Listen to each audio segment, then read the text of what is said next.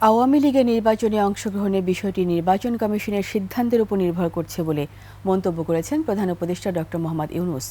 বিবিসিকে দেওয়া এক বিশেষ সাক্ষাৎকারে তিনি কথা বলেন। বিচারের জন্য আন্তর্জাতিক পদ্ধতিতে শেখ হাসিনাকে দেশে আনা হবে বলেও জানান প্রধান উপদেষ্টা। বিস্তারিত সোহেল সামি রিপোর্টে।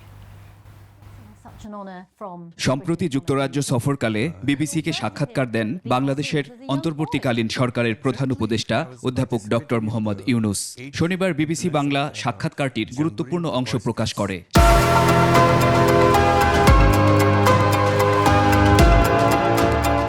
সেখানে তিনি বলেন, আওয়ামী লীগকে নির্বাচনে রাখা না রাখা নির্বাচন কমিশনের এখতিয়ার।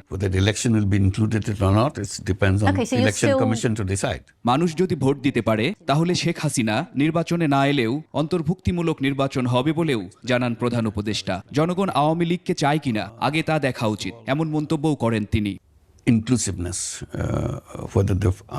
Election will be inclusive if Awami League is not participating. এক প্রশ্নের জবাবে ডক্টর মোহাম্মদ ইউনূস বলেন, শেখ হাসিনার বিচার শুরু হয়ে গেছে, তাকে ফিরিয়ে আনতে আন্তর্জাতিক প্রক্রিয়া অনুসরণ করা হবে।